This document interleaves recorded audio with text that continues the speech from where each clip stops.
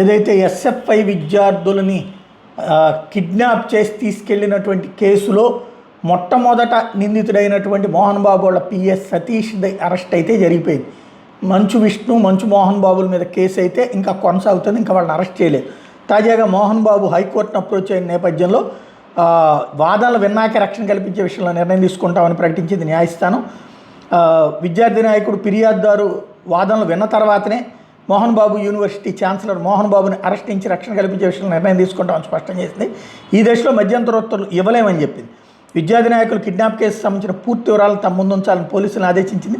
తదుపరి విచారణ గురువారానికి వాయిదేసింది హైకోర్టు న్యాయమూర్తి జస్టిస్ వెంకట జ్యోతిర్మయి మంగళవారం ఈ మేరకు ఉత్తర్వులు ఇచ్చారు. విద్యార్థి నాయకులు కిడ్నాప్ వ్యవహారం మీద అందిన ఫిర్యాదు ఆధారంగా తిరుపతి జిల్లా తిరుచానూరు పోలీసులు ఈ నెల 3న పలువురి మీద కేసు నమోదు చేయడం, తన మీద నమోదు చేసిన కేసును కొట్టేయాలని పిటిషనర్ సినీ నటుడు మోహన్ బాబు A2 హైకోర్టులో పిటిషన్ వేశారు. ఆయన తరపున న్యాయవాది ఎస్ అశ్విని కుమార్ వాదనలు వినిపిస్తూ కిడ్నాప్ ఘటనతో పిటిషనర్కి సంబంధం లేదన్నారు. ఘటన సమయంలో ఆయన అక్కడ లేరన్నారు. ఘటన తర్వాత హైదరాబాద్ నుంచి తిరుపతి ప్రయాణించారని, అందుకు ఆధారాలకు బోర్డింగ్ పాస్ వివరాలు కోర్టు ముందు ఉంచారు. MBU ప్రతిష్టం దెబ్బతీయాలని కొందరు కుట్ర పన్నుతున్నారన్నారు. కిడ్నాప్ వెనక ఎవరున్నారనే విషయాన్ని తెలుసుకునే ప్రయత్నం చేస్తున్నామన్నారు. మోహన్ బాబుకు నోటీస్ ఇచ్చి వివరణ తీసుకునేలా పోలీసులను ఆదేశించాలని కోరారు. నోటీస్ ఇచ్చి వివరణ తీసుకోవచ్చు కదా న్యాయమూర్తి అడిగిన ప్రశ్నకి సహాయ పిపి సందీప్ బదులిస్తూ విద్యార్థి సంఘ నేతల కిడ్నాప్ విషయంలో పిటిషనర్ పాత్ర మీద ఆధారాలు ఉన్నాయి. నేరఘటన సమయంలో వర్సిటీ PRO సతీష్, మొదటి నిందితుడు మోహన్ బాబుల మధ్య ఫోన్ సంభాషణలు జరిగాయి. కాల్ డేటా మెసేజ్లను విశ్లేషించాల్సి ఉంది.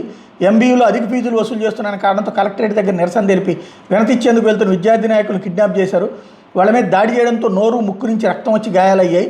పోలీసులు తక్షణం స్పందించి బాధితులను విడిపించారని చెప్పారు. దర్యాప్తు అధికారి ముందు హాజరు కావాలని నోటీసులు ఇస్తే మంచు విష్ణు A3 హాజరు కాలేదని ధర్మాసనం చెప్పారు.